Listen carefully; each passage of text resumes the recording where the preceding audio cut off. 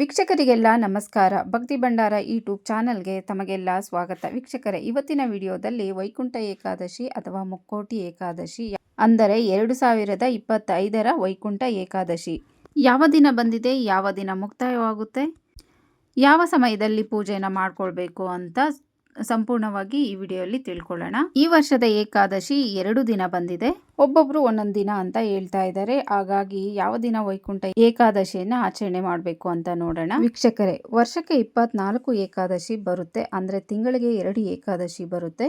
23 ಏಕಾದಶಿ ಯಾರು ಸಾಮಾನ್ಯವಾಗಿ ಅಂದರೆ ಹೆಚ್ಚಿನ ಜನ ಈ 23 ಏಕಾದಶಿಯನ್ನ ಆಚರಣೆ ಮಾಡಲ್ಲ. ಎಲ್ಲೋ ಕೆಲವೊಬ್ಬರು ಮಾತ್ರ ಈ 23 ಏಕಾದಶಿಯನ್ನು ಆಚರಣೆ ಮಾಡ್ತಾರೆ. ಆದರೆ 24ನೇ ಏಕಾದಶಿ ಅಂದರೆ ವೈಕುಂಠ ಏಕಾದಶಿಯನ್ನು ಎಲ್ಲರೂ ಸಹ ಆಚರಣೆ ಮಾಡ್ತಾರೆ. ಅಂದರೆ ತಿಂಗಳಿಗೆ 2 ಏಕಾದಶಿ ಬರುತ್ತೆ. ಇದು ವರ್ಷದ ಕೊನೆಯ ಏಕಾದಶಿ ಆಗಿರುತ್ತೆ, ವೈಕುಂಠ ಏಕಾದಶಿ ಅಥವಾ ಮುಕ್ಕೋಟಿ ಏಕಾದಶಿ. ಆದರೆ ಈ ಒಂದು ವೈಕುಂಠ ಏಕಾದಶಿಯನ್ನು ಆಚರಣೆ ಮಾಡಿದರೆ 23 ಏಕಾದಶಿಯನ್ನು ಆಚರಣೆ ಮಾಡಿದ ಫಲ ನಮಗೆ ಸಿಗುತ್ತೆ. ಹಾಗಾಗಿ ಎಲ್ಲರೂ ಆಚರಣೆ ಮಾಡ್ತಾರೆ. ಈ ವೈಕುಂಠ ಏಕಾದಶಿಯನ್ನ ಆಚರಣೆ ಮಾಡೋದ್ರ ಫಲಗಳೇನೇನಪ್ಪ ಅಂದರೆ ಜೀವನದಲ್ಲಿ ಇರುವ ಸಂಕಷ್ಟಗಳು ನಿವಾರಣೆ ಆಗುತ್ತೆ, ಮನೆಯಲ್ಲಿ ಎಲ್ರಿಗೂ ನೆಮ್ಮದಿ, ಸುಖ, ಶಾಂತಿ, ಸಮೃದ್ಧಿ ಸಿಗುತ್ತೆ, ಮುಖ್ಯವಾಗಿ ಆಧ್ಯಾತ್ಮಿಕ ಶಾಂತಿ ಸಿಗುತ್ತೆ. ಈ ವೈಕುಂಠ ಏಕಾದಶಿ ದಿನ ವಿಷ್ಣು ಸಹಸ್ರನಾಮ, ನಾರಾಯಣ ಸ್ಮೃತಿ, ಇನ್ನು ಗಜೇಂದ್ರ ಮೋಕ್ಷ ಪಾರಾಯಣ ಕೂಡ ಮಾಡ್ತಾ ಇರ್ತಾರೆ.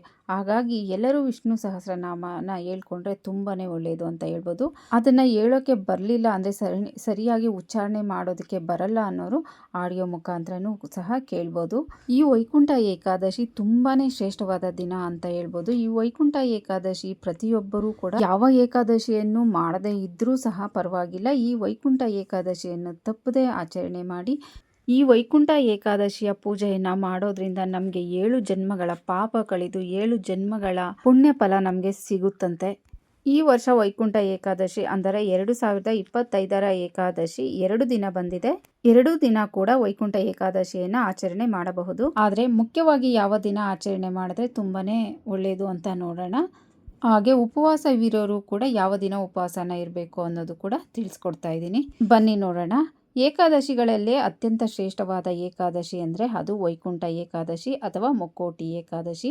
ಈ ಏಕಾದಶಿ ದಿನ ಯಾರು ಉಪವಾಸವಿದ್ದು ವೈಕುಂಠ ದ್ವಾರದ ಮುಖಾಂತರ ದೇವರನ್ನು ದರ್ಶನ ಮಾಡ್ತಾರೋ ಅಂಥವರ ಪಾಪಗಳೆಲ್ಲ ಕಳೆದು ಮೋಕ್ಷವನ್ನು ಪಡಿತಾರೆ ಅಂತಲೂ ಹೇಳ್ತಾರೆ. ಇನ್ನು ಈ ವರ್ಷ ವೈಕುಂಠ ಏಕಾದಶಿ ಯಾವ ದಿನದಂದು ಬಂದಿದೆ, ಯಾವ ದಿನದಂದು ವೈಕುಂಠ ಏಕಾದಶಿಯನ್ನು ಆಚರಣೆ ಮಾಡಿದರೆ ಎಷ್ಟು ಫಲ ಸಿಗುತ್ತೆ ಅನ್ನೋದನ್ನು ಇವಾಗ ತಿಳ್ಕೊಳ್ಳೋಣ.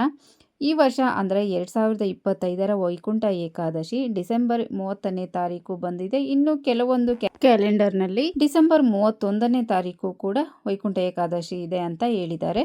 ಮುಖ್ಯವಾಗಿ ಈ ವರ್ಷದ ವೈಕುಂಠ ಏಕಾದಶಿ ಪ್ರಾರಂಭ ಆಗೋದು ಡಿಸೆಂಬರ್ 30ನೇ ತಾರೀಕು ಮಂಗಳವಾರ ಬೆಳಗ್ಗೆ 7:50 ಪ್ರಾರಂಭವಾಗುತ್ತೆ.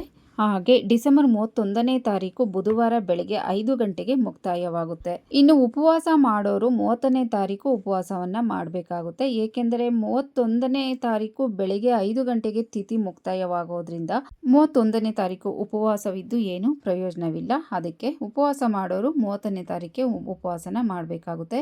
ಇನ್ನು ವೈಕುಂಠ ಏಕಾದಶಿಯ ಪೂಜೆಯನ್ನ 30ನೇ ತಾರೀಕು ಮಾಡಬಹುದು, 31ನೇ ತಾರೀಕು ಮಾಡಬಹುದು. 31ನೇ ತಾರೀಕು ಮಾಡೋರು ಬೆಳಗಿನ ಜಾವ 5 ಗಂಟೆ ಒಳಗಡೆ ಪೂಜೆಯನ್ನ ಮುಗಿಸ್ಬೇಕಾಗುತ್ತೆ. ಯಾಕೆಂದರೆ ಬೆಳಗಿನ ಜಾವ 5 ಗಂಟೆಗೆ ತಿಥಿ ಮುಕ್ತಾಯವಾಗೋದ್ರಿಂದ 30ನೇ ತಾರೀಕೆ ವೈಕುಂಠ ಏಕಾದಶಿಯನ್ನ ಮುಗಿಸಿದ್ರೆ ಒಳ್ಳೆಯದು. ಇನ್ನು ಉಪವಾಸ ಹೇಗೆ ಮಾಡಬೇಕು ಅನ್ನೋದು ಅದು ಅವರವರಿಗೆ ಬಿಟ್ಟಿದ್ದು.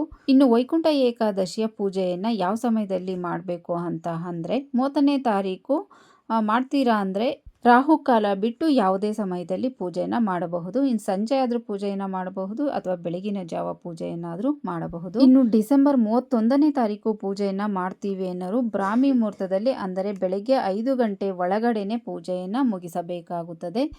ಯಾಕೆಂದರೆ ಬೆಳಗಿನ ಜಾವ 5 ಗಂಟೆಗೆ ತಿಥಿ ಮುಕ್ತಾಯವಾಗುತ್ತೆ. ಆದ್ದರಿಂದ 30ನೇ ತಾರೀಕು ಮಂಗಳವಾರ ತುಂಬ ಶುಭ ದಿನ. ಆವತ್ತೇ ವೈಕುಂಠ ಏಕಾದಶಿಯನ್ನು ಮಾಡೋದ್ರಿಂದ ತುಂಬಾ ಫಲ ಸಿಗುತ್ತೆ ಅಂತ ಹೇಳ್ಬೋದು. ವೀಕ್ಷಕರೇ, ಈ ವರ್ಷದ ಅಂದರೆ 2025ರ ವೈಕುಂಠ ಏಕಾದಶಿಯ ಪೂಜಾ ಸಮಯ ಇದಾಗಿದೆ. ಈ ಮಾಹಿತಿ ನಿಮಗೆಲ್ಲ ಇಷ್ಟ ಆಗಿದೆ ಅಂತ ಅನ್ಕೊತೀನಿ. ಇಷ್ಟ ಆದರೆ ದಯವಿಟ್ಟು ಒಂದು ಲೈಕ್ ಮಾಡಿ. ಹಾಗೆ ಯಾರೆಲ್ಲ ನೋಡ್ತಿದ್ದೀರೋ ದಯವಿಟ್ಟು ಸಬ್ಸ್ಕ್ರೈಬ್ ಮಾಡ್ಕೊಂಡು ಸಪೋರ್ಟ್ ಮಾಡಿ ಅಂತ ಕೇಳ್ತಾ ಇವತ್ತಿನ ವಿಡಿಯೋವನ್ನು ಮುಗಿಸುತ್ತಿದ್ದೇನೆ. ಧನ್ಯವಾದಗಳು.